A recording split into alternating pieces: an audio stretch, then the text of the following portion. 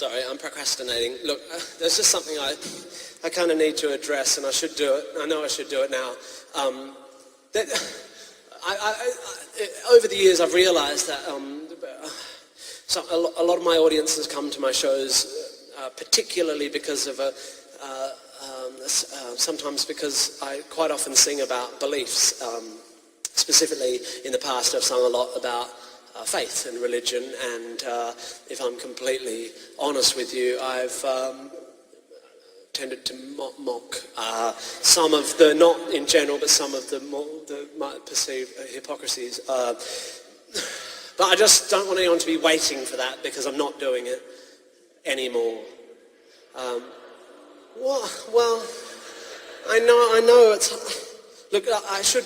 You've earned an explanation. You're right. Something happened to me. You see, when I was touring my last show in Australia. It was the beginning of last year, and I was doing a gig. Not one of my gigs. It was It was actually a new material night, hosted by the Ross Noble. You know, the long-haired, mentally ill northerner, and he's not obviously.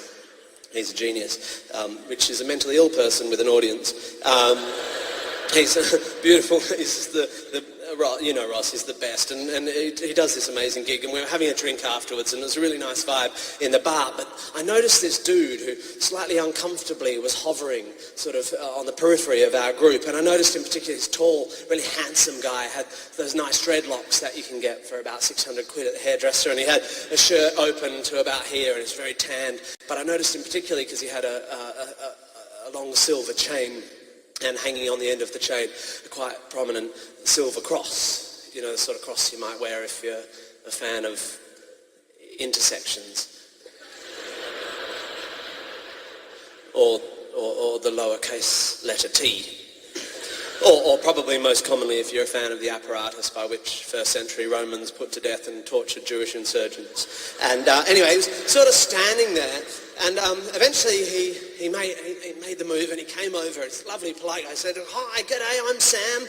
His name was Sam. He said, "I'm from Dandenong." He was from Dandenong, which is the suburb of Dandenong, set in the Dandenong Ranges, just to the southeast of Melbourne. And we got talking, but I could tell he wanted to talk to me, and eventually he managed to kind of, isolate me from the pack. And he said, "Tim, I've always wanted to talk to you because I'm a fan of your work, and I don't want you to think I'm offended or anything, but as you might have noticed, I'm a Christian. And he said, I've always wanted to ask you why you don't believe in God." And I said, "Well, Sam, I don't believe in God for the same reason that anyone that doesn't believe in a thing doesn't believe in it, because I haven't yet been offered enough evidence to allay my doubts." And he said, "But you don't just go through your whole life only believing things for which you have evidence." And I said, "Yeah." That's pretty much how I stutter my way through my turgid existence, yeah. And he said, "What about love?" And I said, "What about love, Sam?" And he said, "Do you believe in love?" And I said, "Yeah, I believe in love. I think I love. I am loved. Sure." And he said, "Aha! You don't have any evidence for love." And I said, I think, yeah, I've got evidence. Sure, love without evidence is stalking.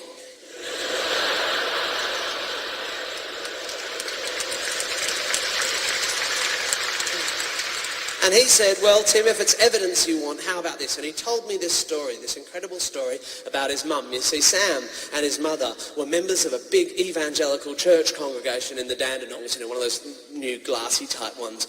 And in her early 60s, Sam's mum had gone to the doctor with a problem with her eye, and he had diagnosed an irreversible degenerative eye disorder. And he told her that if she didn't get surgery very quickly, that she would lose her eyesight. And Sam's mum was afraid. She didn't believe in modern medicine. She didn't trust doctors. She was afraid of hospitals and the idea of surgery. But Sam and his mum went to this church, this incredible church. And that Sunday, the entire congregation of their church, some 1,700 people, prayed at the same time for Sam's mum. And the following Tuesday, they went back to the doctor, and there was no sign that there'd ever been anything wrong with her eyes. She was healed. She was cured. And the reason this story had an impact on me is because I try to be intellectually honest with others and with myself, and all I've ever asked for is evidence. And here I was witnessing a first-person account of what can only be described as a miracle. So I went home and I wrote this song.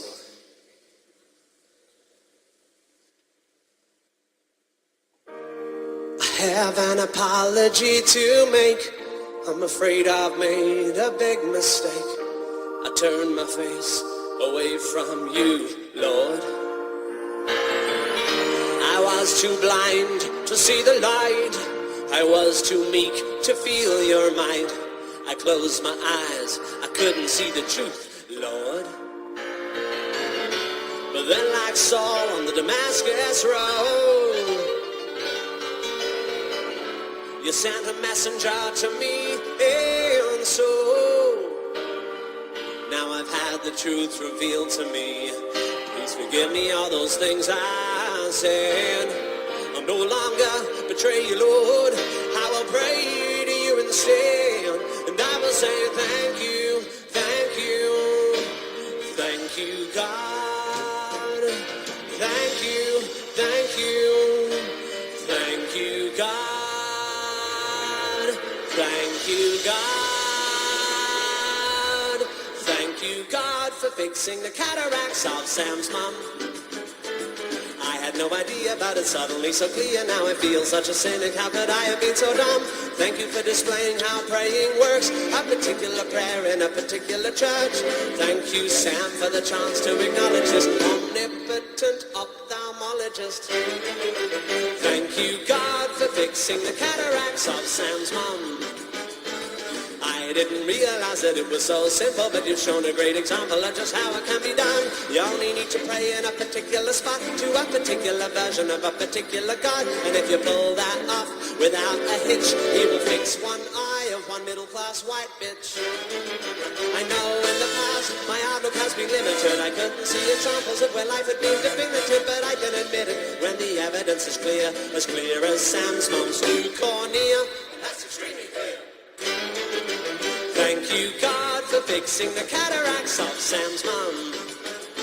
I have to admit that in the past I have been skeptical, but Sam described this miracle and I am overcome. How fitting that the sighting of a sight-based intervention should open my eyes to this exciting new dimension. It's like someone put an eye chart up in front of me and the top 5 letters say I-C-G-O-D.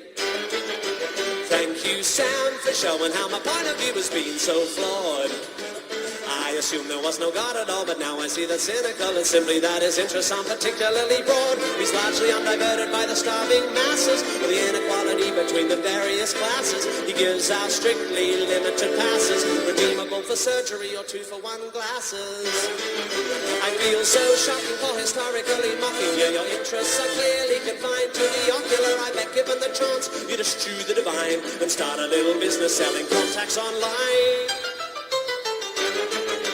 Fuck me, Sam, what are the odds that of history's endless parade of gods, that the God who just happened to be taught to believe it is the actual God, and he digs on healing, but not the AIDS-ridden African nations, nor the victims of the plague, nor the flood-addled Asians, but healthy, privately insured Australians with common incurable lens degeneration.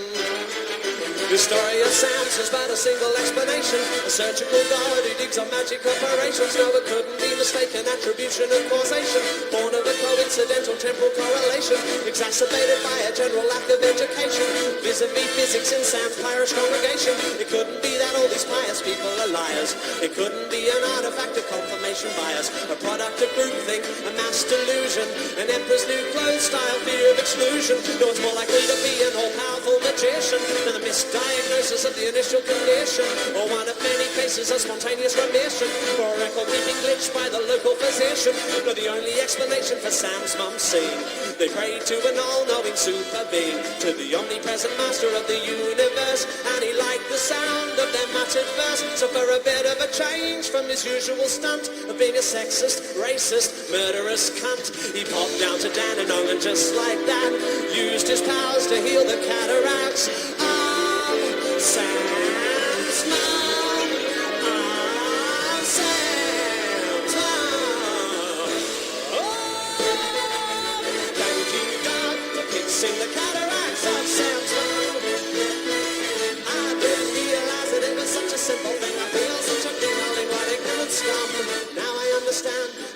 could work a particular prayer in a particular church, in a particular style, with a particular stuff, and for particular problems that are particularly tough, and for particular people, preferably white, and for particular senses, preferably sight, a particular prayer in a particular spot, to a particular version of a particular God. And if you get that right, he just might take a break from giving babies malaria and pop down to your local area to fix the cataracts of your love.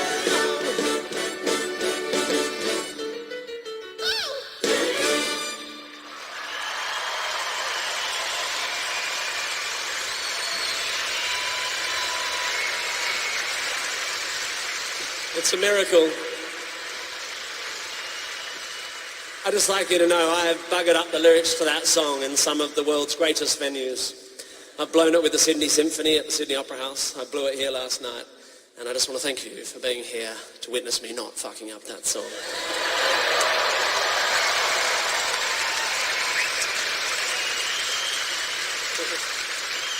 Stop your condescending clapping, orchestra. We shan't get paid. No gruel tonight.